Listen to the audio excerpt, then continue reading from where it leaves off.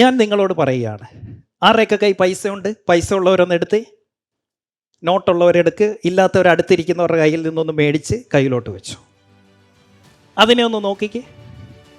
ഇതിനെ നിങ്ങളുടെ കാമുകിയായി, കാമുകനായി ഒന്ന് കണ്ടു നോക്കിക്കേ.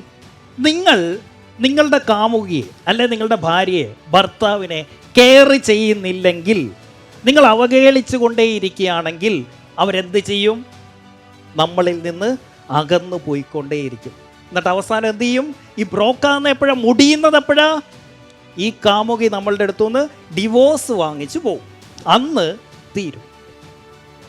ആരൊക്കെ ഇതിനെ ടേക്ക് കെയർ ചെയ്യുന്നുണ്ടോ, ഇതിനെ ശ്രദ്ധിക്കുന്നുണ്ടോ, ഇതിനോട് സ്നേഹത്തോടു കൂടി സംസാരിക്കുക, ഏത് ഭാര്യയോട്, കാമുകിയോട് സ്നേഹത്തോടു കൂടി അവരെ കൂടുതൽ കെയർ ചെയ്ത് നിൽക്കുമ്പോൾ എന്ത് സംഭവിക്കും? അവർ നമ്മളിലേക്ക് കൂടുതൽ കൂടുതൽ അടുത്തടുത്തടുത്ത് നിൽക്കും. ഭാര്യയുടെ അടുത്ത്, കാമുകിയുടെ അടുത്ത് ചോദിക്കുമ്പോൾ അവരെന്താ പറയുന്നത്? I need quality time. നമ്മളൊരു പെൺകുട്ടിയുടെ അടുത്ത് നിന്ന് പ്രപ്പോസ് ചെയ്യുകയാണ്. വിശ്വാസേ, നമ്മൾ പ്രപ്പോസ് ചെയ്യുമ്പോൾ അവൾ എന്തൊക്കെയായിരിക്കും നമ്മളോട് പറയുന്ന ആവശ്യങ്ങൾ? എന്തൊക്കെയായിരിക്കും? എൻ്റെ കൂടെ സമയം ചെലവഴിക്കണം, നിങ്ങൾ എന്നെ സ്നേഹിക്കണം, അല്ലേ, എൻ്റെ ആവശ്യങ്ങളൊക്കെ നിറവേറ്റി തരണം, എൻ്റെ പേരൻസിനെ നോക്കണം, എനിക്ക് സ്വർണം മേടിച്ച് തരണം, കുഞ്ഞുങ്ങളെ നന്നായിട്ട് നോക്കണം, എന്നും കെയർ ചെയ്യണം.